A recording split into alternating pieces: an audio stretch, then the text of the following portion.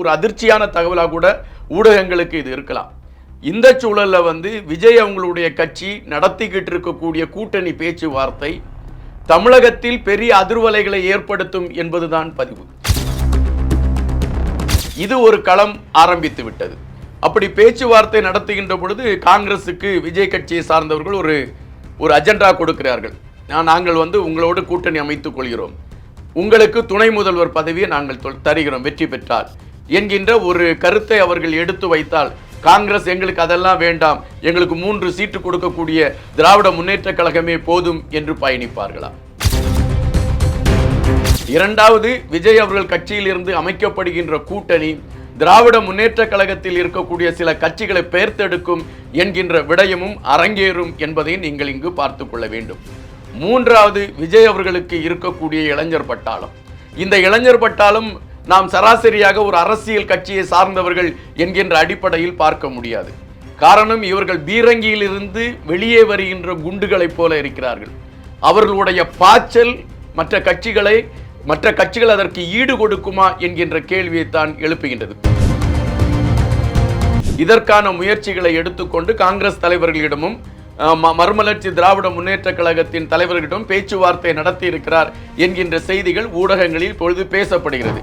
ஆனால் இன்று பத்திரிகைகள், ஊடகங்கள், செய்தி நிறுவனங்கள் ஒரு கட்சியின் நகர்வுகளை மட்டுமே மையப்புள்ளியாக வைத்து பார்த்துக்கிட்டு இருக்குன்னா அது தமிழக வெற்றி கழகம் தான். இந்த கட்சி ஒரு மாற்றத்தை கொண்டு வந்துருமோங்கிற அச்சம் எல்லாத்தையும் இருக்கு. இந்த அச்சத்தின் வெளிப்பாடாக தான் இந்த கட்சியை விமர்சிக்கிட்டு இருக்காங்க. கோட்பாடுகளோ கொள்கைகளோ முதலிடம் இல்லை, இடங்கள் தான் முதலிடம். இப்பொழுது விஜய் கட்சியை சார்ந்தவர்கள் குறிப்பிட்டு விட்டார்கள், நாங்கள் கூட்டணிக்கு களம் அமைக்கிறோம். இதற்காக எந்த கூட்டணிக்கும் மாறுவதற்கு தயாராக இருக்கிறார்கள். இது திராவிட முன்னேற்ற கழகத்திற்கும் தெரியும். தன்னோடு பயணித்துக் கொண்டிருக்கக்கூடியவர்கள் எப்பொழுது வேண்டுமென்றாலும் சறுக்களை சந்திப்பார்கள் என்கின்ற விடயம். அவர்களை பொறுத்த மட்டில் பாரதிய ஜனதா கட்சியை எதிர்க்கணும். அதற்கு என்ன களம் என்கின்ற கோணத்தில் தான் காங்கிரஸ் பயணித்துக் கொண்டிருக்கிறது. டிஎன் மீடியா நேயர்களுக்கு வணக்கம். இன்று நம்முடன் நேர்காணலுக்காக அரசியல் விமர்சகர் இன்பா அவர்கள் இணைந்திருக்காங்க. வணக்கம் சார்.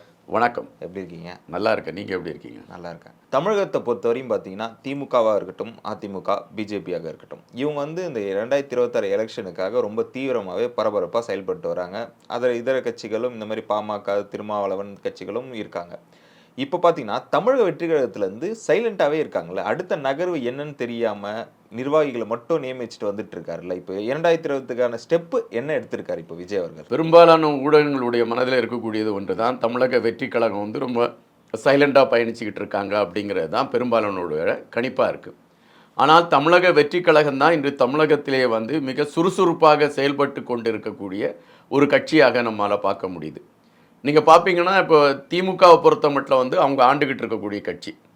அவங்களை பொறுத்த மட்டில் இந்த ஆட்சியை அவங்க எப்படியாவது தக்க வைத்து கொள்ள வேண்டும். அதற்கான களங்களை எடுத்துக்கொண்டு அவர்கள் செல்வதற்கான ஒரு சூழல் இருக்குது. காரணம், அவங்கள்ட்ட அதிகாரம் இருக்குது, அது அவங்களை சார்ந்த சட்டம் சார்ந்த விடயங்களும் அவர்கள் கையில் இருக்குது. எனவே தொடர்ச்சியாக அவர்கள் அதை கையில் எடுத்துக்கிட்டு பயணிக்கக்கூடிய ஒரு நிலையில் தான் அவங்க இருக்காங்க. அதுபோல் எடப்பாடி அவங்க கூட்டணியை மையப்படுத்திய ஒரு நகர்களோடு பயணிச்சுக்கிட்டு இருக்கிறாங்க. அதுக்கான அழுத்தமான பதிவுகளோடு அந்த கூட்டணி பயணித்துட்டு இருக்கான்னு அது கேள்விக்குறி. நீங்கள் பெரிய அந்த கூட்டணி ஒரு பெரிய ஒரு வெற்றியை நோக்கிய நகர்வுகளை முன்னெடுத்த ஒரு பயணத்தை எடுத்துக்கிட்டு இருக்காங்கன்னா அது கேள்விக்குறி. ஆனால் இன்று பத்திரிகைகள், ஊடகங்கள், செய்தி நிறுவனங்கள் ஒரு கட்சியின் நகர்வுகளை மட்டுமே மையப்புள்ளியாக வைத்து பார்த்துக்கிட்டு இருக்குன்னா அது தமிழக வெற்றி கழகம் தான். இன்னைக்கு வேல்முருகன் அவர்கள் தமிழக வெற்றி கழகத்தின் மீது ஒரு கடுமையான விமர்சனத்தை வைப்பதற்கும், விஜய் அவர்களை ஒரு விமர்சனத்திற்குள் கொண்டு வைப்பதற்கும் மெயின் காரணமே அந்த கட்சியின் வளர்ச்சியை மையப்படுத்திய ஒரு நகர்வு. அந்த கட்சி பெருசாக வளர்ந்துட்டு இருக்கு. 1972 எம்ஜிஆர் தொடங்கி அந்த கட்சி 77 ஆட்சி பிடிச்சது மாதிரி இந்த கட்சி ஒரு மாற்றத்தை கொண்டு வந்துருமோங்கிற அச்சம் எல்லாத்தையும் இருக்குது. இந்த அச்சத்தின் வெளிப்பாடாக தான் அந்த கட்சியை விமர்சிக்கிட்டு இருக்காங்க. இந்த சூழல் அந்த கட்சி செயல்படுதான்னு பார்த்தீங்கன்னா மிக தெளிவாக செயல்பட்டு இருக்கிறாங்க. அவங்க எப்படின்னா எடுத்தோம் கவுத்தோங்கிற பாணி அங்கே இல்லை. ஒரு கட்டமைப்பு, நம்ம இப்போ ஒரு வழக்கறிஞர் அணி உருவாக்குறோம் அப்படின்னா அதுக்கான தேர்வுகளை அவங்க பண்ணுறாங்க. தேர்வுகள் பண்ணி இவங்க நம்ம கட்சியில் எவ்வளோ நாள் இருக்காங்க, மன்றத்தில் இருந்தாங்களா, மக்கள் இயக்கத்தில் இருந்தாங்களா, எவ்வளோ நாள் நம்ம கூட செயல்பட்டு இருக்காங்க, இந்த வரமுறைகள்லாம் எடுத்துக்கிட்டு அதன் பின்பு தான் அவர்கள் ஒவ்வொரு அணியுமே உருவாக்கி, அதுவும் பல ஒப்புதலுக்கு பின் தான் அது அறிவிக்கப்படுது. இது வந்து இவனை பிடிச்சா நம்ம போய் அங்கே ஒரு பதவி வாங்கிடலாம், அவனை பிடிச்சா நம்ம ஒரு பதவி வாங்கிடலாங்கிற அந்த கணக்கீடுகள் அங்கே இல்லை. இல்ல சார், இப்ப பாத்தீங்கன்னா இது கட்சி மட்டத்துல இருக்கவங்களுக்கு நல்லதா படும். ஆனா மக்கள் மத்தியில வந்து பார்க்கும்போது இல்ல மக்கள் இருக்காது. மக்கள் அதுக்கு தான் வரேன். மக்கள் மன்றத்திலையும் பார்த்தீங்கன்னா இன்று விஜய் அவங்க தான் இப்போ ஒரு 4-5 நாளாக அந்த குழந்தைகளுக்கான விருதுகள் கொடுக்கக்கூடிய நிகழ்வு நடந்தது. அதுக்கு முன்னால் பார்த்தீங்கன்னா உணவு அருந்தக்கூடிய ஒரு நிகழ்வு எடுத்திருந்தாங்க. அதாவது பாதிக்கப்பட்ட மக்களுக்கெல்லாம் உணவு தினத்தை முன்னிட்டு அது ஒன்று நடத்திருந்தாங்க. இப்போ பார்த்தீங்கன்னா விஜய் அவங்களுடைய பிறந்த நாளை மையப்படுத்திய நலத்திட்ட உதவிகள் ஆங்காங்கே வழங்கப்படுவதற்கான ஒரு களம் அமைஞ்சிச்சு. ஆனால் விஜய் அவங்களுடைய அந்த கட்சியை மையப்படுத்தி அதை நம்ம பார்க்கும்போது ஒன்று தான் நமக்கு பிரதானமாக தெரியும். அது என்னன்னு பார்த்தீங்கன்னா, நம்ம வந்து அந்த கட்சிகள் பழைய கட்சிகள் செய்தது மாதிரி மக்களுக்கு நான் இதை தரேன் அதை தரேங்கிற ஒரு இலவசத்தை மையப்படுத்திய நகர்வுகளை எடுப்பதை விட அதை அவன் தானாக சம்பாதித்து கொள்வதற்கான களத்தை எப்படி கொண்டு வரணும், இந்த சிந்திப்பும் இந்த சித்தாந்தம் தான் அவங்க எடுத்துக்கிட்டு போயிட்டு இருக்காங்க. அவங்களுடைய பாணியே அதுதான். நம்ம வந்து உருவாக்கணும், ஒரு திறமைகளை உருவாக்கணும். அதுதான் கல்வி விருது அந்த களத்தில் தான் அவங்க கொடுத்தாங்க. அதாவது இவனை தட்டி கொடுத்தா அடுத்த இவன் இன்னும் படிப்பான், இவனை பார்த்துக்கிட்டு இருக்கிறவன் இவனை போல படிக்கணும்னு ஆசைக்கு வருவான். இந்த களத்தை அவங்க எடுத்துக்கிட்டு இருக்கிறாங்க. இது ஒரு புறம் நடந்துகிட்டு இருக்கக்கூடிய அதே வேளையில் ஒரு அதிர்ச்சியான தகவலாக கூட ஊடகங்களுக்கு இது இருக்கலாம். இந்த சூழல்ல வந்து விஜய் அவங்களுடைய கட்சி நடத்திக்கிட்டு இருக்கக்கூடிய கூட்டணி பேச்சுவார்த்தை தமிழகத்தில் பெரிய அதிர்வலைகளை ஏற்படுத்தும் என்பதுதான் பதிவு. கட்சி உள்மட்டத்தில் கூட்டணி பத்தி பேசிட்டு இருக்காங்க. அந்த கட்சி கண்டிப்பாக அவங்க அமைக்க போகின்ற கூட்டணி வந்து அதிர்வலைகளை ஏற்படுத்தும். விஜய் அவங்க வந்து கட்சி ஆரம்பிச்ச உடனே ஒரு மாநாட்டில் ஒரு விடயத்தை தெளிவாகப்படுத்தினாங்க. அது என்னன்னா, நாங்கள் வந்து கூட்டணி ஆட்சி தான், எங்களுடைய கட்சி ஆட்சி பீடத்திற்கு ஏறினால் நாங்கள் தமிழகத்தில் முதலாக கூட்டணி ஆட்சி என்கின்ற சித்தாந்தத்தை முன்வைத்து கொண்டு எங்களுடைய கட்சியை ஆரம்பிக்கிறோம். இதுதான் அவருடைய கருத்து. அப்படின்னா நாங்கள் கூட்டணி ஆட்சிக்கு எங்களுடைய கதவு திறந்திருக்கிறது அப்படின்னு தான் அதில் அவர் சொல்லக்கூடிய ஒரு விடயம். இன்னைக்கு தமிழகத்தை பார்த்தீங்கன்னா தமிழகத்தை பொறுத்த மட்டும் வந்து நிறைய கட்சிகள் வந்து இன்னைக்கு ஒவ்வொரு கட்சிகள் கூட கூட்டணி இப்போ திமுக கூட சில கட்சிகள் கூட்டணியில் இருக்கு. இந்த திமுக கூட கூட்டணியில் இருக்கக்கூடிய கட்சிகள் திமுக கொடுக்கக்கூடிய அந்த 1-2 இடங்களை மையப்படுத்தி தான் அந்த கூட்டணியில் போறாங்க. கோட்பாடோ கொள்கையோ அவங்களுக்கு உடன்பாடு இல்லை. அப்படி கோட்பாடோ கொள்கையோ உடன்பாடாக இருந்திருந்தால் தமிழ் தேசியத்தை பேசிக்கிட்டு இருக்கக்கூடிய வேல்முருகன் அவங்க வந்து திமுக கூட கூட்டணி வச்சிருக்க மாட்டாங்க, அல்லது காங்கிரஸோட கூட்டணி வச்சிருக்க மாட்டாங்க. ஏன்னா அந்த ஈழத்தமிழர்களுக்கு நடந்த கொடூரத்திற்கு இந்த 2 கட்சிகள் மீது கடுமையான விமர்சனம் இப்பொழுதும் வைக்கப்பட்டு கொண்டிருக்கிறது. எனவே இங்கு வந்து கோட்பாடுகளோ கொள்கைகளோ முதலிடம் இல்லை, இடங்கள் தான் முதலிடம். இப்பொழுது விஜய் கட்சியை சார்ந்தவர்கள் குறிப்பிட்டு விட்டார்கள், நாங்கள் கூட்டணிக்கு களம் அமைக்கிறோம். காங்கிரஸை பொறுத்த மட்டில் அவர்களுக்கு தெளிவான ஒரு தேடல் உண்டு. 1988ஆம் ஆண்டு காங்கிரஸ் வந்து மூப்பனார் அவர்களை தமிழகத்தின் முதலமைச்சர் ஆக்குவதற்கான முயற்சிகளை எடுத்து அதற்கான களங்களை கொண்டு வந்து சட்டமன்றத்தில் அவரை முதலமைச்சர் என்று அறிவிப்பதற்கான ஏற்பாடுகள் செய்யப்பட்டது. ஆனால் அந்த சூழலில் காங்கிரஸில் இருந்து ஒரு பிரிவினர் பிரிந்து காங்கிரஸை எதிர்க்கக்கூடிய ஒரு களம் அமைந்ததனால் மூப்பனார் அவர்களால் அந்த கனவு அவரால் நிறைவேற்ற முடியவில்லை. அதுபோல காங்கிரஸ் 1967இல் தோல்வியை சந்தித்த பின்பு இன்று வரை காங்கிரஸ் உடைய கனவு எப்படியாவது நாம் ஒரு கூட்டணி ஆட்சியாக சட்டமன்றத்தில் நாம் மந்திரி பதவிகளை வாங்கி கொண்டு அமர வேண்டும் என்கின்ற எண்ணம் அவர்கள் மனதிலே இருக்கிறது. இது காங்கிரஸில் இருக்கக்கூடிய அடிமட்ட தொண்டரிலிருந்து மேலே இருக்கக்கூடிய தலைவர்கள் வரை இதைத்தான் நினைத்து கொண்டு இருக்கின்றார்கள். இவர்கள் இப்பொழுது தங்களுக்கு ஒரு துணை முதல்வர் பதவி கிடைக்க இருக்கிறது, அல்லது தங்கள் மந்திரி சபையிலே தங்களுக்கு ஒரு 5 மந்திரிகள் கிடைப்பதற்கான வாய்ப்புகள் விஜய் அவர்களோட அணியோடு இணைந்தால் கிடைக்கும் என்கின்ற சூழல் வருகின்ற பொழுது திமுகவோடு பயணிப்பார்களா அல்லது விஜய் அவர்களோடு பயணிப்பார்களா என்கின்ற கேள்வியை எழுப்பிக் கொள்ளுங்கள்.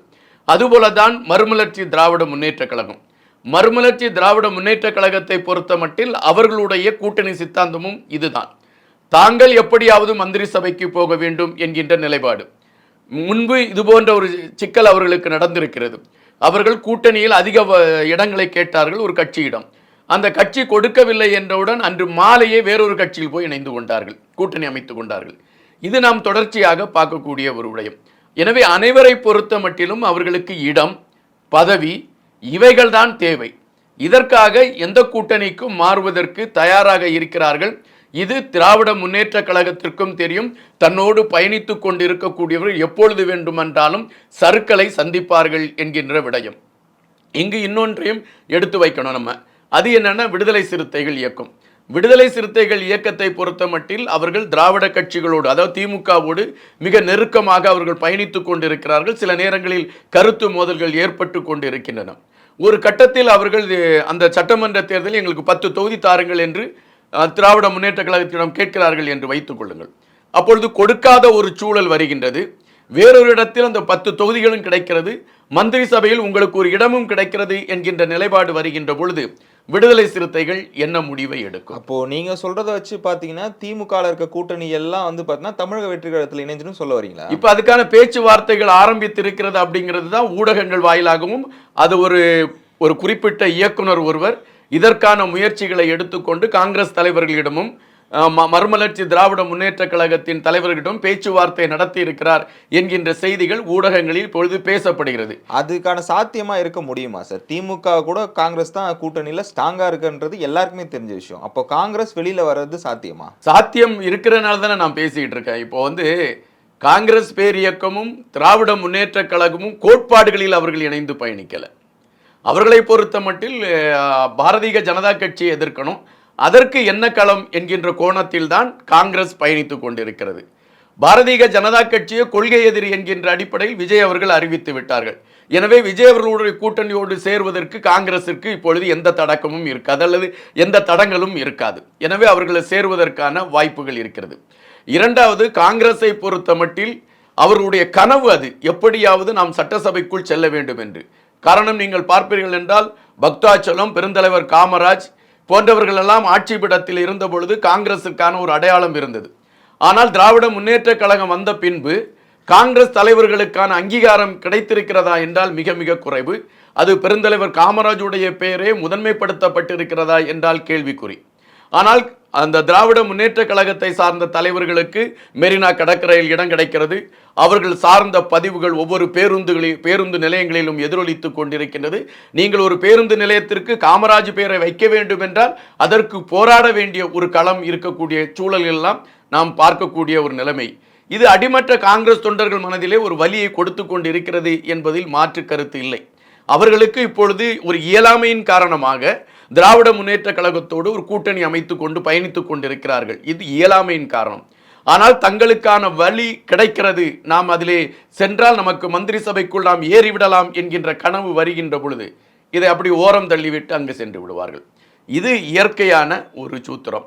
இப்பொழுது பார்த்தீர்கள் என்றால் விஜய் கட்சியை சார்ந்தவர்கள் பேச்சுவார்த்தை ஆரம்பித்து விட்டார்கள் என்கின்ற செய்தி பரவலாக பேசப்படுகிறது. இது ஒரு எடுத்துக்கட்டியோ அல்லது இப்படி நடந்திருக்கலாம் என்கின்ற யூகத்தின் அடிப்படையில் அல்ல. இது ஒரு களம் ஆரம்பித்து விட்டது. அப்படி பேச்சுவார்த்தை நடத்துகின்ற பொழுது காங்கிரஸுக்கு விஜய் கட்சியை சார்ந்தவர்கள் ஒரு அஜெண்டா கொடுக்கிறார்கள்.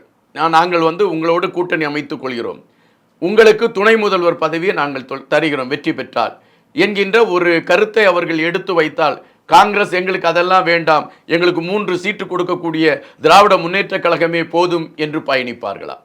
இந்த கேள்வி எழும்புகிறது அல்லவா?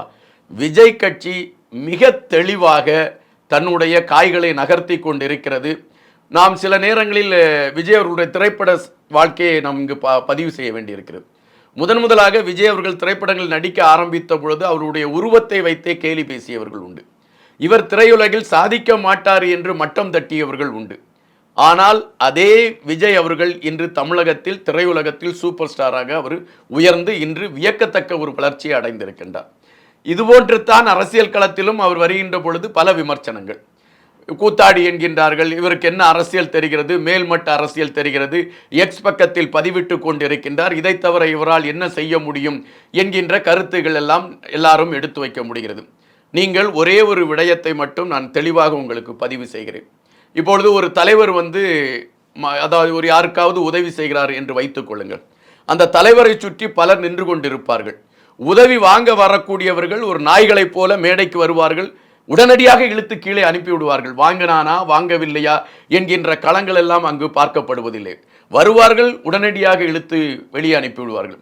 இல்லது ஏதாவது ஒரு தலைவனை நாம் செல்ஃபி எடுத்து விட்டால் உடனடியாக அந்த மொபைல் பறிக்கப்படும், இல்லது அந்த பொதுமக்கள் தாக்கப்படுவார்கள். ஆனால் இந்த பொதுமக்களுடைய வாக்குகளை வாங்கித்தான் நாம் இவ்வளவு பவனி வருகிறோம் என்று எந்த தலைவரும் நினைக்கவில்லை. ஆனால் விஜய் அவர்கள் வழங்கிய அந்த கல்வி விருதை பாருங்கள். அந்த கல்வி விருதில் ஒரு சராசரியாக உங்கள் குடும்பத்தில் ஒருவராக அந்த மேடையில் விஜய் நின்றார். ஒருவரை தள்ளிவிட்டு விளையாடியதும், அந்த குழந்தைகளோடு நீங்கள் என்ன சொல்ல வருகிறீர்கள் என்று கேட்டதும், சிறு குழந்தைகளிடம் என்ன வேண்டும் என்று கேட்டதும், ஒரு உறவு பாலத்தை அங்கு அவர் அமைத்து கொண்டிருந்த அந்த விடயத்தை பார்க்கின்ற பொழுது இந்த மாற்றமான அரசியலை தமிழக மக்கள் எதிர்பார்த்து கொண்டிருக்கிறார்கள் என்பது ஒன்று. இரண்டாவது, விஜய் அவர்கள் கட்சியிலிருந்து அமைக்கப்படுகின்ற கூட்டணி திராவிட முன்னேற்ற கழகத்தில் இருக்கக்கூடிய சில கட்சிகளை பெயர்த்தெடுக்கும் என்கின்ற விடயமும் அரங்கேறும் என்பதை நீங்கள் இங்கு பார்த்து கொள்ள வேண்டும். மூன்றாவது, விஜய் அவர்களுக்கு இருக்கக்கூடிய இளைஞர் பட்டாளம். இந்த இளைஞர் பட்டாளம் நாம் சராசரியாக ஒரு அரசியல் கட்சியை சார்ந்தவர்கள் என்கின்ற அடிப்படையில் பார்க்க முடியாது. காரணம், இவர்கள் பீரங்கியிலிருந்து வெளியே வருகின்ற குண்டுகளைப் போல இருக்கிறார்கள். அவர்களுடைய பாய்ச்சல் மற்ற கட்சிகள் அதற்கு ஈடு கொடுக்குமா என்கின்ற கேள்வியைத்தான் எழுப்புகின்றது. நீங்கள் ஒன்றுமில்லை, விஜய் அவர்கள் மாநாடு நடத்துகிறார், நீங்கள் இப்படித்தான் வர வேண்டும் என்று கட்டளையிடுகிறார், அவ்வளவு பேரும் அமைதியாக வந்து விட்டு செல்கிறார்கள். நீங்கள் இதை செய்யுங்கள் என்று அறிவிக்கிறார், மறு நிமிடம் அது செய்யப்படுகின்றது. ஆனால் இந்த நிகழ்வுகளை மற்ற கட்சிகளில் நீங்கள் பாருங்கள். மேடையில் கூட்டமடித்து கும்மாளம் அடித்து நிற்கக்கூடிய களங்கள், ஒரு கட்சியை மீறி இன்னொரு பாதையில் பயணிக்கக்கூடிய ஒரு கூட்டம் என்று பல சிக்கல்கள் அங்கு பயணித்து கொண்டிருக்கின்றது. ஆனால் இவர்கள் விஜய் என்கின்ற அந்த மந்திரத்தை மையப்படுத்தி பயணித்து கொண்டிருக்கிறார்கள். விஜய் அவர்கள் தமிழகத்தில் ஒரு பெரிய மாற்றத்தை கொண்டு வருவார். அவருடைய செயல்பாடுகள் இன்று பலரால் பார்க்கக்கூடிய நேரத்தில் செயல்படலை அப்படின்னு சொல்லலாம். ஆனால் அது வெற்றியை காணுகின்ற பொழுது இந்த மனிதர் தன்னுடைய ஒவ்வொரு நிமிடத்தையும் அவர் தெளிவாகத்தான் செலவழித்திருக்கிறார் என்கின்ற பதிவு தான் வரும். நான் இதோடு இன்னொரு முக்கியமான விஷயத்தையும் பேசலாம்னு நினைக்கிறேன். இன்னைக்கு விஜய் அவங்களுடைய பர்த்டே. இந்த பர்த்டே விஜய் அவங்க ஒரு கட்சி தலைவராக இன்னைக்கு இந்த பர்த்டேயை கொண்டாடுறாங்க. அடுத்த பர்த்டேயை கொண்டாட சமயம் அவங்க தமிழக முதலமைச்சராக கொண்டாடுவாங்க அப்படிங்கிறது நம்பிக்கை இல்லை. அதுதான் நடக்க போகிற உண்மை. காத்திருங்க. எங்களோடு இணைந்து பல்வேறு எக்ஸ்க்ளூசிவான தகவலை பகிர்ந்ததற்கு மிக்க நன்றி சார். வணக்கம். நன்றி.